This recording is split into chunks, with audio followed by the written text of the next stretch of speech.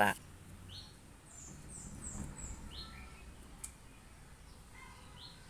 ইয়ে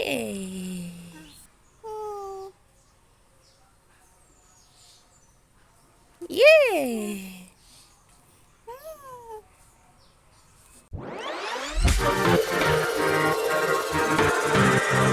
hello everyone, আসসালামু আলাইকুম। Welcome back to Shesta's mom blog. কেমন আছেন আপনারা সবাই? নিশ্চয়ই অনেক ভালো আছেন। আলহামদুলিল্লাহ, আমরাও ভালো আছি। চলে এলাম শেষদার নতুন আরও একটি ব্লগ নিয়ে। আজকে পহেলা বৈশাখ, আর এই জন্য আমরা সবাই মিলে বৈশাখী পিকনিক করব। আজকের এই পিকনিকে থাকবে নানান রকম আয়োজন। পুরো ভিডিওটা অবশ্যই দেখবেন। আজকের সব রান্নাবান্না আমরা শেষদার খালামণির ছোট্ট চুলাটার মধ্যে করব। তো চুলার মধ্যে কয়েকদিন ধরে রান্না করা হয় না জন্য চুলাটা একদমই খারাপ অবস্থা। তো ভিডিওর মধ্যে খারাপ দেখা যাচ্ছিল, এই জন্য আমি চুলাটা আগে ভালো করে একটু লেপে নিলাম। লেপে নেওয়ার পর দেখুন কত সুন্দর লাগছে দেখতে। চুলাটা লেপে নেওয়ার পরে আমি চুলাটা শুকোতে দিয়ে আমি বাকি রান্নাবান্নার যেসব আয়োজন সব কিছু এদিকে করে নিয়েছি। আর এখন এই চুলার পাশে নিয়ে এসে সাজিয়ে নিয়েছি। আর দেখতে নিশ্চয়ই অনেক বেশি সুন্দর লাগছে। আর আজকে যেহেতু পহেলা বৈশাখ, তাই সব কিছু মাটির হাঁড়ি পাতিলে করব। এই হাঁড়ি পাতিলগুলো আমরা যে মেলায় কিনেছিলাম সেই ব্লগটা নিশ্চয়ই আপনারা দেখেছেন। তো ওই হাঁড়ি পাতিলগুলো দিয়েই আজকে আমরা এই পিকনিকটা করব। যারা ওই ব্লগটা দেখেননি, আমি লিঙ্কটা ডেসক্রিপশন বক্সে দিয়ে দিব, আপনারা চাইলে দেখে নিতে পারেন। তো রান্না আমরা শুরু করে দিয়েছি। আর আমরা ভাত রান্না করব না, যেহেতু আজকে আমরা পান্তা খাবো, তাই বাসার পান্তা ভাত ছিল, সেগুলো এক বাটি আমরা নিয়ে নিয়েছি। তো ওই পান্তা ভাতগুলো নিয়ে এসে এখানে সাজিয়ে রাখার পর শেষদা তো এদিকে কান্নাকাটি শুরু করে দিয়েছে। বলছে ও এখনই পান্তাগুলো খাবে, রান্নাবান্না আর হওয়ার সময় দিবে না। তো যেহেতু কান্না করছিল তাই ওকে একটু খাওয়ার জন্য দিয়ে দিয়েছি।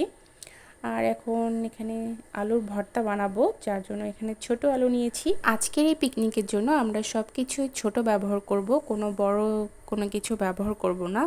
এই জন্য আমরা হাঁড়ি পাতিলগুলোও ছোট ছোট নিয়েছি, ছোট চুলায় রান্না করছি। আর আলু ভর্তার জন্য আলুগুলোও ছোট নিয়েছি। এর চাইতে ছোট আলু বাসায় ছিল না, যার জন্য এগুলোই নিয়েছি, নাহলে এর চাইতে ছোট যে আলুগুলো আছে সেগুলোই নিয়ে নিতাম। তো এখানে আলুগুলো সেদ্ধ করার জন্য আমি, যেহেতু এগুলো সেজদার জন্য করা হচ্ছে, তার জন্য এখানে ঝালের পরিমাণটা খুবই কম দিয়েছি। একটা মরিচ দিয়েছি আর কয়েকটা রসুনের কোয়া দিয়েছি। এরপরে পরিমাণ মতো পানি দিয়ে সেদ্ধ হওয়ার জন্য রেখে দিয়ে চুলায় জাল দেওয়া শুরু করে দিয়েছি। তো দেখতে পাচ্ছেন এখানে আলুগুলোর বলক চলে এসেছে। এখন ঢাকনাটা উঠিয়ে দেখে নেব যে পানিটা পুরোপুরি টেনে নিয়েছে কিনা। আলুর মধ্যে এখনও অনেক পানি আছে, মানে আলুগুলো সেদ্ধ হয়নি, তাই একটু নেড়ে দিয়ে আবার ঢাকনা দিয়ে ঢেকে রেখে দিব। পানিটা সম্পূর্ণ টেনে নেওয়ার পরে আলুগুলো সেদ্ধ হয়ে যাবে। তো আরও বেশ কিছুক্ষণ জাল করে নেওয়ার পরে সম্পূর্ণ পানিটা টেনে নিয়েছে। আর দেখতেই পাচ্ছেন আবার একটু নেড়ে দিয়ে নিচ্ছি, দেখে নিচ্ছি যে আরও পানি আছে কিনা। না, সম্পূর্ণ পানি কিন্তু শুকিয়ে নিয়েছে। এখন এখানে দিয়ে নিচ্ছি পরিমাণ মতো রান্নার তেল। তেলটা দেওয়ার পরে 2 থেকে 3 মিনিটের মতো আলুগুলো বেশ কিছুক্ষণ ভেজে নিতে হবে। এতে করে কিন্তু এই ছোট আলুর ভর্তাটা খেতে অনেক বেশি মজা লাগে। আপনারাও অবশ্যই কোনো এক সময় এই ছোট আলুর ভর্তাটা ট্রাই করে দেখবেন। ভর্তাটা খেতে কিন্তু অনেক বেশি মজার। আলুগুলো ভেজে নেওয়া হয়ে গেছে, এখন আমি তুলে নিয়ে নিচ্ছি। সবগুলো আলু তুলে নেওয়া হয়ে গেছে। এখন এই আলুগুলো ভর্তা বানিয়ে নিব, আর এর জন্য ঠান্ডা হওয়ার জন্য রেখে দিয়েছি। এইদিকে আমাদের পানির প্রয়োজন পড়েছে, তাই আমরা এখানে একটা গামলার মধ্যে পানি দিয়ে ছোট্ট একটা পুকুর বানিয়ে নিয়েছি। আর পুকুর থেকে এখন কলস দিয়ে পানি নিয়ে আসছি।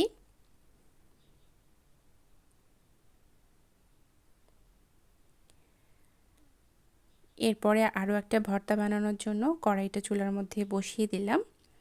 আর শুটকির ভর্তা বানাবো, যার জন্য এখানে শুটকিগুলো ভালো মতো ধুয়ে পরিষ্কার করে নিচ্ছি।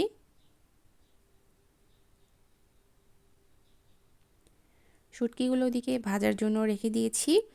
আর এইদিকে আলুগুলো ঠান্ডা হয়ে এসেছে, এখন আলুগুলো ভর্তা বানিয়ে নিচ্ছি। এখানে দিয়ে নিচ্ছি পরিমাণ মতো লবণ, কাঁচা পেঁয়াজ দিয়ে এখন আলুগুলো ভর্তা বানিয়ে নিব। প্লেটটা এত বেশি ছোট, যার জন্য আমাকে হাতের মধ্যে আলুগুলো নিয়ে ম্যাশ করে নিয়ে নিতে হচ্ছিল। ছোট এই হাঁড়ি পাতিলগুলোর মধ্যে রান্না বান্না করতে অনেক বেশি অসুবিধা হচ্ছিল, কিন্তু তারপরও মজা হচ্ছিল অনেক। আলুর ভর্তা বানানো হয়ে গেছে। আলুর ভর্তাটা সাইডে রেখে দিয়ে এখন এদিকে শুটকিগুলো ভেজে নিয়ে নিচ্ছি ভালো মতো। এখানে আমি 2টা কাঁচামরিচ দিয়েছি আর পেঁয়াজ দিয়েছি আর সামান্য পরিমাণে তেল দিয়েছি। এই ভর্তাটা আমি তেলে ভেজে করব, যার জন্য আমি এখানে তেল দিয়েছি। ওই শুটকিগুলো ভাজা হয়ে গেছে, ওইগুলো সাইডে রেখে দিয়ে এখন আরও একটা তাওয়ার মধ্যে আমি নিয়ে নিচ্ছি শুটকি আর কাঁচামরিচ, যেগুলো আমি তেল ছাড়াই ভেজে নেব। আর যেইগুলো তেল দিয়ে ভেজে নিলাম শুটকিগুলো, ওইগুলো দিয়ে এখন শুটকি আর আলুর ভর্তা করব। ছোট কয়েকটা আলু এখানে আলাদা করে আমি রেখে দিয়েছিলাম এই শুটকি আর আলুর মিক্স ভর্তাটা করার জন্য। এই ভর্তাটা খেতে কিন্তু অনেক বেশি মজার। এখানেও আমি পরিমাণ মতো লবণ আর কাঁচা পেঁয়াজ দিয়ে নিচ্ছি, দেওয়ার পরে আলুর ভর্তাটা বানিয়ে নিচ্ছি। আজ পয়লা বৈশাখ, তাই পান্তার সাথে কয়েক প্রকারের ভর্তা তো থাকতেই হবে। এই জন্যই 3-4 প্রকারের ভর্তা আমি বানিয়ে নিচ্ছি। যে তেলে ভাজা শুটকিগুলো আগে ভেজে নিলাম, ওইগুলো এখন পাটায় বেটে ভর্তা করে নিচ্ছি। আর এখান থেকে কয়েকটা নিয়ে ওই আলুর সাথে ভর্তা করে নিয়েছি। শুটকিগুলো পাটায় বেটে নেওয়া হয়ে গেছে। এখন এখানে পরিমাণ মতো দিয়ে নিচ্ছি লবণ। লবণটা দেওয়ার পরে আবার একটু বেটে নিচ্ছি, যাতে করে এই শুটকির ভর্তার সাথে লবণটা ভালো মতো মিক্স হয়ে যায়। আর এই ছোট্ট শিলপাটাটা আমরা বাসায় বানিয়ে নিয়েছিলাম। ওইদিকে আমরা যখন শুটকির ভর্তা বানানো নিয়ে ব্যস্ত, আর এইদিকে নিজে নিজেই শুটকি ভেজে নিচ্ছে ভর্তা বানানোর জন্য।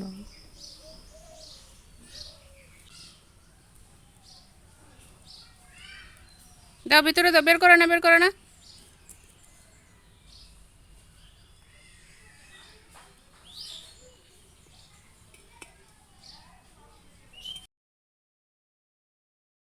তেল ছাড়া ভাজা এই শুটকিগুলো মুচমুচে করে ভেজে নেওয়া হয়ে গেছে। এখন আমি এগুলো নামিয়ে নিয়ে নিব। এই শুটকিগুলো আগে থেকে ধুয়ে ভাজার কারণে নরম হয়ে যায়, তখন কিন্তু মুচমুচে হয় না, তাই ভেজে নেওয়ার পরে ধুয়ে নিতে হবে। তো ভাজার পরে আমি ভালো মতো ধুয়ে পরিষ্কার করে নিচ্ছি। আর এখানে 3টা শুটকি আমি এখানে ভাজার জন্য দিয়ে দিলাম। এগুলো আর ভর্তা করব না, এগুলো এমনি এমনি কামড়ে কামড়ে খাবো, যেরকম করে আগের যুগের মানুষ শুটকি পোড়া আর পান্তা খেত, ঠিক ওই রকম করে। আর এখানে একটা শুকনো মরিচ আমি নিয়ে নিয়েছি, সেটা এখন আগুনের মধ্যে পুড়িয়ে নিয়ে নিলাম। এইভাবে আগুনে পোড়া শুকনো মরিচ দিয়ে পান্তা ভাত খেতে কী যে মজা লাগে বলে বোঝাতে পারবো না। আমি অনেক জায়গায় দেখেছি, পান্তা কিন্তু কেউ এইভাবে খায় না। পান্তা একবার এইভাবে খেয়ে দেখবেন। শুকনা মরিচ পোড়া, সরিষার তেল, লবণ আর কাঁচা মরিচ, এই সব কিছু দিয়ে ভালো মতো পান্তাগুলো চটকিয়ে এইভাবে একবার পান্তা খেয়ে দেখবেন। এত বেশি মজা লাগে সেটা বলে বোঝাতে পারবো না। এদিকে কথা বলতে বলতে কিন্তু আমার এই শুটকির ভর্তাটাও বানানো হয়ে গেছে। এটাও আমি পাটায় বেটে করে নিয়ে নিয়েছি। এই ভর্তার সাথেও দিয়েছি রসুন, কাঁচামরিচ আর লবণ আর শুটকি। এই বাটা ভর্তাগুলোর মধ্যে কিন্তু পেঁয়াজ দিলে কিন্তু খেতে ভালো লাগে না, যার জন্য এখানে আমি পেঁয়াজ ব্যবহার করছি না। আর এখানে কয়েকটা গোটা শুটকি যে ভেজে নিলাম, সেখান থেকে এখানে 2টা নিয়ে আমি ছোট ছোট টুকরো করে কেটে নিয়েছি। আর এখন এখানে আমি কাঁচা মরিচ ভাজা আর কাঁচা পেঁয়াজ লবণ দিয়ে মাখিয়ে নিচ্ছি। আমরা প্রায় এরকম করেই ভর্তা খেয়ে থাকি। এই তো আমাদের সবগুলো রান্নাবান্না হয়ে গেছে। এখন এখানে আমরা সাজিয়ে নিয়েছি আর সেজদাকে এখন খেতে দিয়ে দিব। আমরা এখানে পান্তার সাথে 5 প্রকারের ভর্তা করেছি, সাথে শুকনো মরিচ পোড়া, সরিষার তেল আর কাঁচা পেঁয়াজ দিয়ে মাখিয়ে পান্তা খেতে যে কী যে মজা হবে!